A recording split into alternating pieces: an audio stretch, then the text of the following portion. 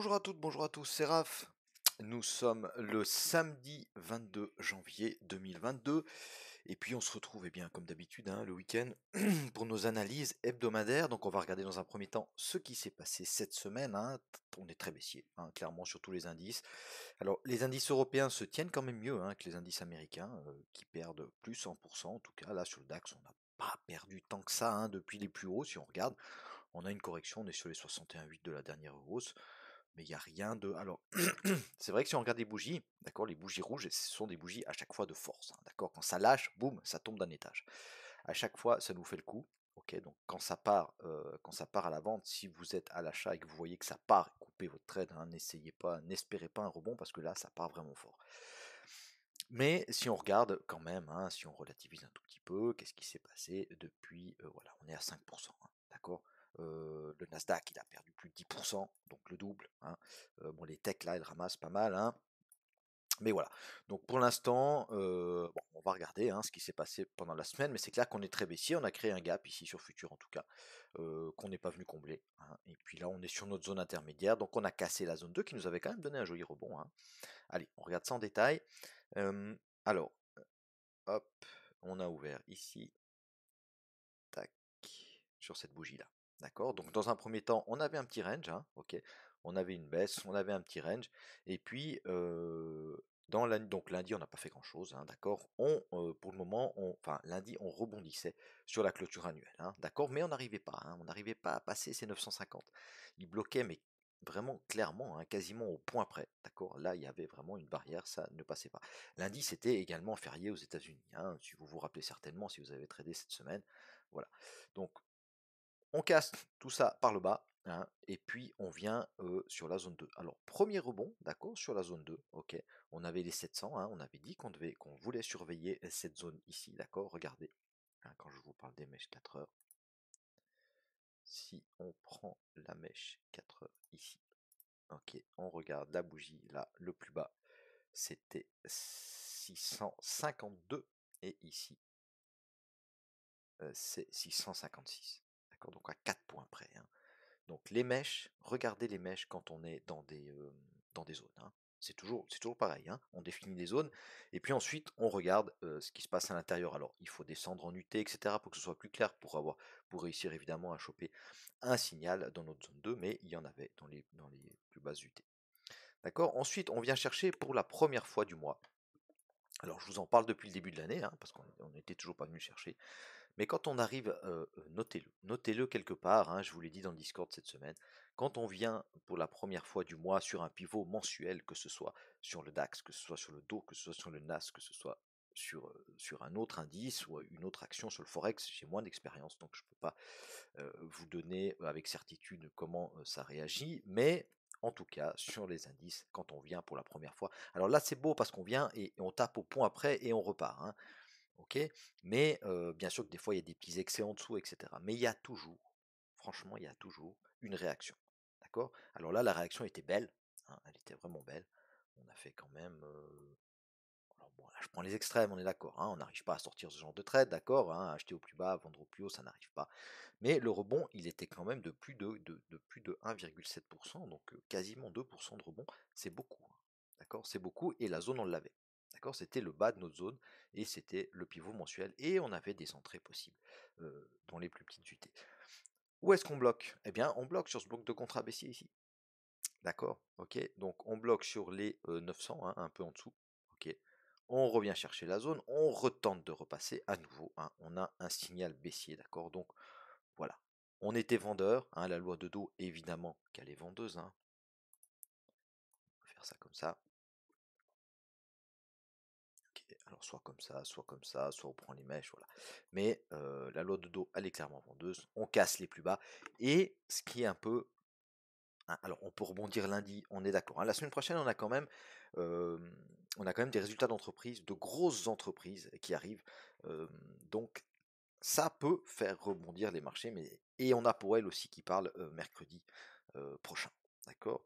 Mais méfiance. Quand on clôture le vendredi au plus bas, à quelques points près, on a clôturé au plus bas de la semaine quand même. Ça veut dire que les intervenants ils sont pas très optimistes pour la semaine prochaine. D'accord? Donc ils n'ont pas commencé à racheter en vue d'un rebond la semaine prochaine, hein. Au contraire, ils se sont débarrassés de leur position, ou alors ils se sont mis en short. Ok. Cependant, on est quand même ici sur notre zone intermédiaire, donc on surveillera ce qui se passera à l'ouverture lundi. Quand ça chute comme ça, enfin quand ça corrige comme ça, hein, moi ce que j'aime bien faire, alors on va effacer ça parce que ça me gêne. Moi ce que j'aime bien faire, c'est deux choses. Alors on verra après quand on va définir nos zones, hein, mais ce qu'on peut déjà faire ici, on peut lancer un coup d'œil. Où est-ce qu'on en est, d'accord? Où est-ce qu'on en est de cette correction? Ok, bon, on a cassé en clôture 4 heures les 61,8. On a tenté de les sauver hein, grâce à notre zone intermédiaire ici, d'accord? Donc les 15 500. Là, on les a cassés clairement à la baisse. Ok. Donc on pourrait venir retester tout ça et partir à la baisse, et puis finalement retracer tout le mouvement, hein. Vous savez que quand on a cassé les 61,8 du Fibo, on a plus de chances de retracer tout le mouvement que de rebondir.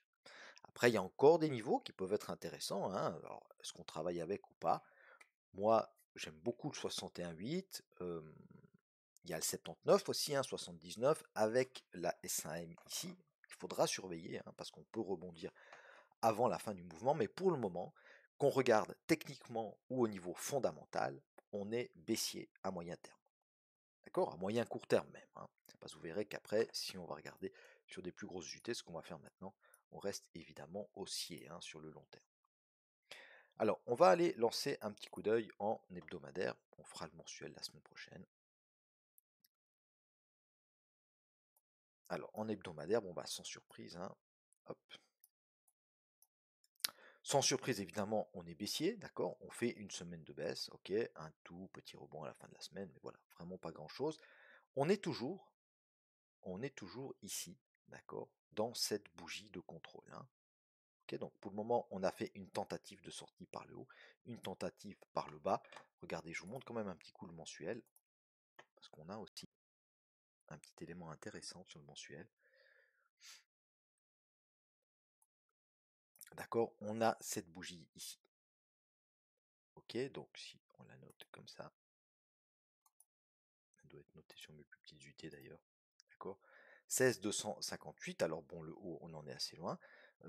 14 872, et puis si on fait les 50% de la bougie, c'est toujours intéressant de bien regarder les niveaux.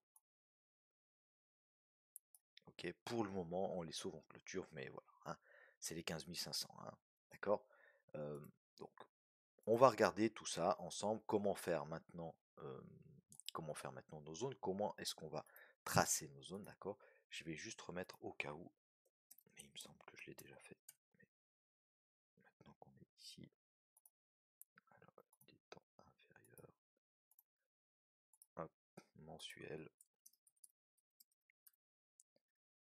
et voilà. Ok, donc en mensuel, bon bah, on retrace, hein, on n'arrive pas à passer les plus hauts historiques ici, hein, et puis on retrace gentiment dans la bougie. Voilà. Donc si on casse pas, si on préserve ce niveau ici, d'accord, si on préserve cette zone-là, d'accord, donc entre les 14 700, je dirais même 650, hein, on peut faire un petit excès en dessous, il y a la S2 mensuelle, donc si on préserve ces niveaux-là et qu'on remonte, tout va bien. Si on casse ces niveaux-là, on peut quand même corriger un peu, hein, on peut quand même aller chercher les 13,5, je pense, hein. Donc on verra, hein. On verra ce que ça dit. Pour le moment, voilà, on en est là. Allez, alors on va juste retourner sur l'hebdo. C'est toujours important hein, d'avoir le contexte du marché en tête. D'accord? Parce que si on reste collé sur notre 4 heures, sur notre 1 heure, sur notre 15 minutes, aïe aïe aïe, ça baisse, ça baisse, ça baisse. Mais regardez, ça va, oui, ça baisse. On en a une bougie rouge, mais on en avait eu au mois de novembre une beaucoup plus grande. On avait eu un beaucoup plus gros retracement, d'accord? Et on a tout retracé dans l'autre sens, hein, d'accord? Alors, là, il y a quand même ici, d'accord? Toujours pareil, hein? Quand on baisse, on prend l'ascenseur, et quand on remonte, on galère un peu, on prend les escaliers, ça remonte tout doucement, d'accord? Donc ça nous donne quand même ici, on sent que le marché, il est, euh, il est hésitant, d'accord? Il y a toutes ces infos, il y a toujours ce contexte pandémique un peu, il y a l'inflation, il y a, voilà, il y a plusieurs choses qui Voilà, qui inquiète un peu les investisseurs, donc on ne sait pas trop sur quel pied danser. Ok, donc quand ça rachète, on tente de racheter, mais à la moindre correction, on vend, d'accord. Voilà, on avait pris l'habitude après la crise du Corona, de buy de deep, buy de deep, buy de deep, d'accord. Donc à chaque fois qu'on avait une correction, c'était une opportunité de rentrer à l'achat, et ça fonctionnait à chaque fois. Maintenant, il faut faire quand même attention, hein, parce que voilà, bah, celui qui a essayé de racheter le DAX ou n'importe quel indice toute la semaine passée, il s'est pris que des stops, quoi. Donc il faut faire attention, il faut attendre des confirmations hein, quand on est en train de baisser comme ça, ou alors il faut tout simplement pour se mettre en vente, hein, d'accord. Il faut attendre un petit retracement et puis se mettre en vente. Voilà, donc en journalier, ok, donc c'est assez clair, hein, au journalier, vous voyez, lundi, ok, jour férié, il ne s'est rien passé du tout, d'accord. Mardi, on attaque la baisse, d'accord, on vient taper le pivot, super rebond sur le pivot, mais on n'arrive pas à recasser ces plus hauts, on n'a pas assez de force, d'accord. Donc on est rentré fortement à l'achat, d'accord, entre, c'était quand mercredi et jeudi, d'accord, on a eu une belle hausse, ok, mais on voit que ça a servi à quoi? Ça a servi à, alors il y a des mecs qui ont pris leurs bénéfices, et il y en a d'autres qui se sont placés en vente, parce qu'ils ont vu qu'on n'arrivait pas à casser ici ces ordres vendeurs et ces derniers plus hauts, ok. Et puis là, ben voilà, on sent, hein, regardez, quand on regarde les graphes, on sent ça décroche, hein, ok, de jeudi à vendredi, dans la nuit de jeudi à vendredi, hop, il y a un petit décrochement, et ça part à la baisse. Alors on tente de rebondir, hein, on arrive de nouveau sur une zone qui est assez sympa. Mais pour le moment, voilà, on n'a pas sauvé le pivot mensuel, et ça c'est un peu embêtant quand même pour la semaine prochaine. On peut le sauver lundi sur une bonne news, sur un truc, ça peut redonner un élan au marché. Et comme je vous dis, le DAX, c'est pas catastrophique hein, par rapport euh, aux Américains. Voilà, alors en 4 heures, on va modifier un petit peu nos zones quand même, hein, parce que eh bien, on va tenir compte de ce que nous a montré le price action cette semaine. La zone 1, moi je vais la baisser un petit peu et je vais la mettre ici. Bon, on va laisser cette. Non, on va la prendre. Allez, on n'a pas besoin de la laisser. Je vais la mettre ici. Ok. Pourquoi? Parce que j'ai les 16 000. Alors,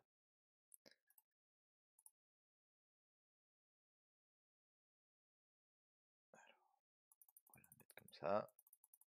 Voilà. Pourquoi je la mets là? Alors, j'ai les 16 000. Ok. Donc, si on retrace ici, alors on peut déjà bloquer hein, sur la clôture annuelle. D'accord. Mais moi, c'est. Non, alors vous savez ce qu'on va faire? On va faire comme ça. Parce que je pense qu'on peut bloquer avant. Ok. On peut bloquer entre les 16 000 et la clôture annuelle ici. D'accord. Et je pense que ça doit correspondre. On va contrôler. Voilà. Ça correspond éventuellement hein, à un retracement, d'accord. Si on réintègre le pivot mensuel, notre zone 2, d'accord, ça peut correspondre à un retracement de 61,8 de la dernière baisse, d'accord. Donc on peut remonter chercher ici ces niveaux-là pour repartir à la baisse. Ok. Donc je vais pas en faire une zone énorme, d'accord, mais vous serez quand même attentif à une chose, c'est que si on arrive ici, d'accord, le mouvement qui a permis de casser le pivot mensuel, il est parti de cette petite bougie-là. On est bien d'accord, hein? Ok. C'est la dernière fois ici qu'on a acheté avant de vendre massivement. D'accord. Donc attention à cette petite zone ici, juste en dessous de la zone 1, entre la clôture annuelle et les 15 900. Ok, donc on sera attentif à cette zone-là. Et puis si on fait un petit excès dans la zone 1, eh ben c'est parfait parce que on est d'accord, on a vendu ici, on est venu rechercher cette zone, on en a remis une couche, on en a remis une deuxième couche, et finalement ça a fini par tout casser à la baisse. Ok, donc ça va rapprocher un peu nos zones, hein. Donc la zone 2, moi je la conserve ici, parce qu'on peut également, alors on la met simplement en résistance, on peut simplement venir retester le pivot mensuel, d'accord, et ça peut rejeter à la baisse, hein. Maintenant qu'on l'a cassé clairement, hein, on l'a cassé en journalier, on l'a cassé en 4 heures, on l'a cassé en hebdo, donc ça peut être un point d'appui ou un point d'entrée pour aller chercher, pourquoi pas, le support mensuel ou notre pivot annuel, d'accord. La zone intermédiaire, eh ben, on la garde, d'accord, parce que oui, on a cassé en 4 heures les 15 500, mais c'est une zone, à mon avis, qui peut être intéressante, hein. C'est une zone qui peut être intéressante, on ne l'avait pas définie pour rien, d'ailleurs on a eu une belle réaction, hein. Si on regarde cette bougie-là, d'accord, on a eu une réaction quand même de, voilà, ouais, de 150 points à peu près, ok, donc il y avait ici, pourquoi pas des petits achats à faire. Maintenant, c'est vrai que c'est quand même très baissier, et faire des achats dans un contexte baissier comme ça. Il faut attendre une inversion de loi de dos, hein, clairement, minimum en 1 heure, hein, pour se placer un peu sur le moyen terme, on dira, à l'achat. Donc voilà, vous baissez sur votre 1 heure et vous attendez des cassures de plus haut, un petit retracement pour rentrer. Ensuite, en dessous de cette petite zone intermédiaire là, eh bien, on fera attention, hein, à la S1M, et puis alors à cette zone 3 ici, hein. Si on a la chance de revenir dans cette zone 3, euh, et puis que par exemple c'est mercredi, d'accord, et que on nous annonce des bonnes nouvelles, Powell il rassure un peu tout le monde, eh ben ça pourrait repartir d'ici, hein, parce que regardez, grâce à cette zone ici, on a cassé ces 3 plus hauts là, d'accord, on a cassé ces plus hauts là, on a tout recassé à la hausse, hein, d'accord, et on a quasiment fait des nouveaux plus hauts historiques. C'est la zone du pivot annuel, d'accord, donc comme sur le pivot mensuel, hein, quand on arrive sur des gros niveaux comme ça, la première fois, même s'il y a un petit excès en dessous, d'accord, on peut sur signal, toujours, on peut rentrer assez confiant, d'accord, on pourrait même venir chercher ici le bas de la bougie mensuelle, hein, mais on peut être assez confiant sur un rebond et une réintégration en tout cas de ce pivot annuel, voire du support 1 mensuel. Je vais supprimer ça. Voilà, comme ça c'est propre. Ok, voilà les amis, donc n'hésitez pas à vous abonner à ma chaîne, c'est tout ce que j'avais à vous dire sur le DAX. Je vais tout de suite tourner la vidéo du Dow Jones et je vous retrouve avec plaisir dans le courant de la semaine, hein, pour ceux que ça intéresse. Je vous souhaite à tous et à toutes un excellent week-end. Merci de m'avoir regardé. Salut, bye bye.